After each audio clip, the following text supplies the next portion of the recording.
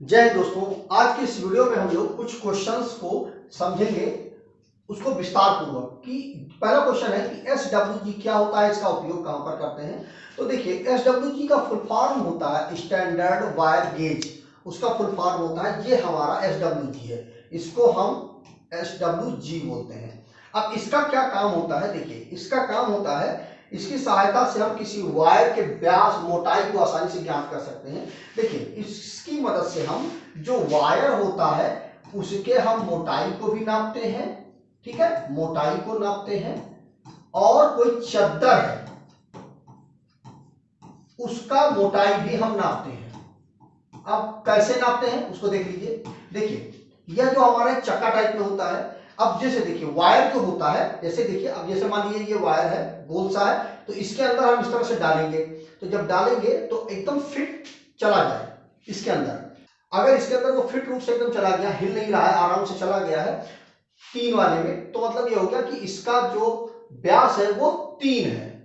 और जो मान लीजिए इसमें चला गया तो 4 है, इसमें चला गया 5 है, इसमें चला गया तो 1 है, इसमें चला गया तो 0 है, ठीक है। या मान लीजिए जैसे कि यहां पर चला गया तो 14 है, यहां पर चला गया तो 13 है। इस तरह से आप तार को अंदर डाल करके निकाल करके देख सकते हैं, ठीक है। जैसे यहां पर लिखा हुआ है 34, तो 34 का मतलब हो गया इसके अंदर जब हम डालेंगे तो वायर आराम, ये जो वायर है वो आराम से चला जाए।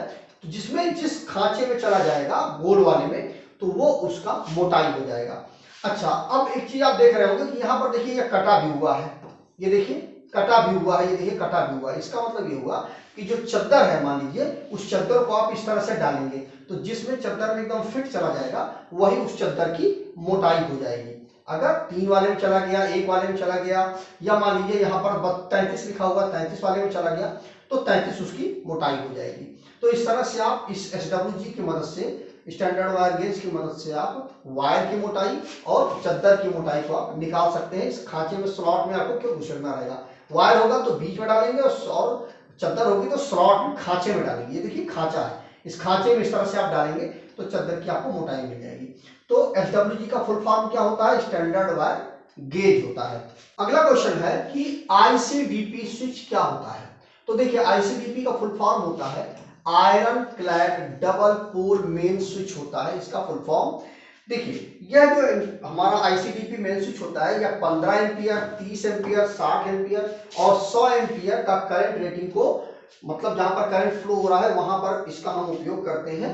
इनमें स्विचों, जो स्विच लगे हुए होते हैं, इसमें जो है 2 फ्यूज लगे हुए होते हैं, 2 फ्यूज लिंक होते हैं, जिसमें से एक फ्यूज लिंक को हम फेस के लिए उपयोग करते हैं और दूसरा हम न्यूट्रल के लिए उपयोग करते हैं। अब ये देखिए ये हमारा आईसीडीपी मेन स्विच है, इसमें देखिए एक किटकैट फ्यूज ये लगा दिया गया है, एक किटकैट फ्यूज ये लगा दिया गया है, और यहाँ पर ये हैंडल लगाया जाता है। इस हैंडल को जब हम नीचे करेंगे तो इस स्थिति में हो जाएगा।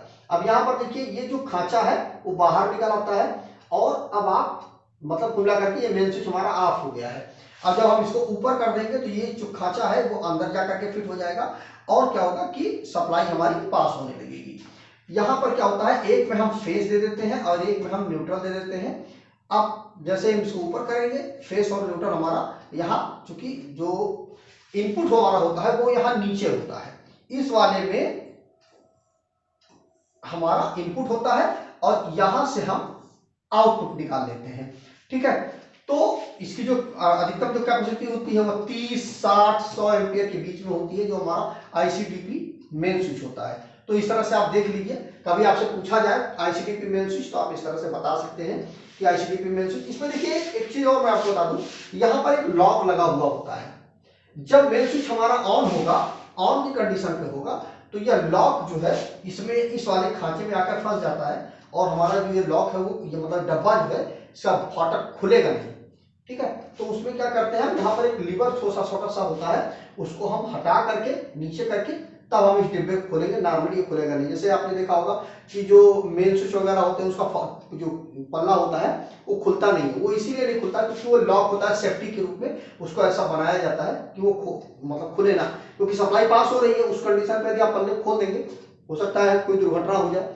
तो इसलिए जब आपको खोलना ही है सप्लाई चालू में, तो वहां पर इस लॉक को आप खिसका करके तभी आप इसको खोल सकते हैं। और कहीं कहीं पर ऐसा होता है कि तब भी वो लॉक मतलब बाहर से नहीं दिखेगा आपको लॉक। तो आपको क्या करना है कि ये जो लीवर है, इस लीवर ये पहले आप बंद कर दीजिए पूरे मेन स्विच को, उसका जो फाटक को खोल दीजिए, दरवाजे खोल दीजिए, उसके बाद ये जो लॉक होता है उसको नीचे कर दीजिए और तब हैंडल उठाइए, तब हैंडल उठेगा। अगर इस लॉक को आप नीचे नहीं करेंगे तो ये हैंडल ऊपर नहीं जाएगा। ये सेफ्टी प्रिकॉशन होता है। तो इस तरह से आप करेंगे, जब आप कभी देखेंगे तो ये आपको अच्छे से समझ में भी आ जाएगा कि यहाँ पर एक लॉक होता है, उस लॉक को आपको मैनेज करना पड़ेगा। ये देखिए यहाँ पर स्प्रिंग भी लगी हुई है, वो स्प्रिंग ही सब कुछ जो टेंशन होती है वो मेंटेन करती है। देखिए अगला क्वेश्चन है कि जो फ्यूज वायर होता है उसका गलनांक होता है, क्या होता है, कम होता है। देखिए जो फ्यूज वायर होता है उसका गलनांक बहुत कम होता है और तापमान अधिक होने पर वह पिघल जाता है। जैसे कि ये हमारा फ्यूज है, देखिए फ्यूज जो होता है किसी सर्किट का सबसे कमजोर हिस्सा होता है। तो ये देखिए अब कितना पतला फ्यूज लगाया गया है, बहुत ही पतला फ्यूज होता है। जब फ्यूज ब्लो हो जाता है, जल जाता है, तो इस कंडीशन पर देखिए यहाँ पर देखिए पूरा का पूरा वायर दिख रहा है आपको, मतलब ये फ्यूज सही है।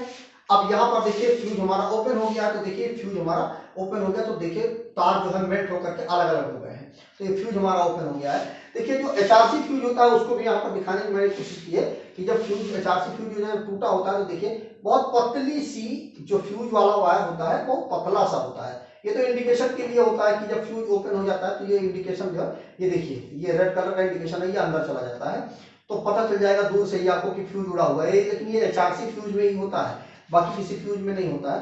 तो यह जो है मतलब एक इंडिकेशन के लिए होता है। और ये देखिए ये बहुत पतला सा जो स्टिप होती है, इस स्टिप जो हमारी होती है वो इस तरह से मेल्ट हो जाती है, तो हमारा फ्यूज ओपन हो जाता है। तो फ्यूज का जो गलनांक होता है वो बहुत ही कम होता है। जैसे ही तापमान बढ़ेगा, क्योंकि जो करंट होती है, जब करंट फ्लो होगी तो वहां पर क्या होगा कि गर्मी उत्पन्न होगी, और गर्मी जैसे ही फ्लो होगी उत्पन्न होगी तुरंत हमारा फ्यूज ब्लो हो जाएगा।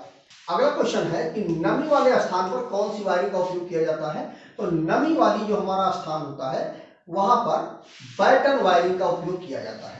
अब बैटन वायरिंग जो होती है वह नमी वाले स्थान पर, और आग जहां पर आग थोड़ा सा गर्मी ज्यादा होती है, आग सबसे लगने की संभावना ज्यादा होती है, वहां पर इस वायरिंग का उपयोग करते हैं। तो यहाँ पर देखिए पीछे एक लकड़ी का एक बोर्ड लगा दिया जाता है और उसके ऊपर वायर लगा करके ये जो स्ट्रिप होती है इसको हम लगा करके, क्लिफ टाइप में होता है, इसको हम फिट कर देते हैं। उससे क्या होगा कि जो वायरिंग होती है वो हमारी दिखती है, स्पष्ट रूप से ऊपर दिखती है, क्योंकि पीछे लकड़ी होती है इसलिए नमी पीछे से आगे नहीं आ पाती है।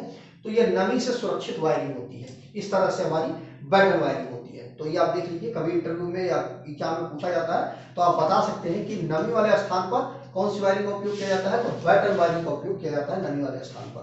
अगला क्वेश्चन है कि पीवीसी का पूरा नाम क्या है। तो पीवीसी का जो पूरा नाम है वह है पॉलीविनाइल क्लोराइड। अब होता क्या है पीवीसी, देखिए जो भी हमारा वायर होता है उस वायर, अब होता क्या है पीवीसी, तो देखिए जो हमारी केबल होती है उस केबल के ऊपर जो इंसुलेशन होता है, मतलब जो वायर होता है उस वायर के ऊपर जो इंसुलेशन चढ़ा दिया जाता है प्लास्टिक का, उसको हम पीवीसी बोलते हैं। ठीक है, ये हमारा पीवीसी, देखिए ये अंदर ये मेटल वाला हिस्सा है और इसके ऊपर हमने पीवीसी चढ़ा दिया है। ठीक है, तो ये क्या करता है कि जो इलेक्ट्रिसिटी के जो प्रभाव है वो बाहर नहीं आने देता, अंदर ही वायर के अंदर इलेक्ट्रिसिटी फ्लो होती है और हम बाहर से इस वायर को हम पकड़ सकते हैं, तो हमें इलेक्ट्रिक शॉक नहीं लगेगा। अगर सिंपल वायर होगा तो आप जैसे ही पकड़ोगे आपको इलेक्ट्रिक शॉक लग जाएगा, लेकिन जब इसके ऊपर पीवीसी की कोटिंग कर दी जाती है तो आप फिर वायर को पकड़ोगे तो आपको शॉक नहीं लगेगा।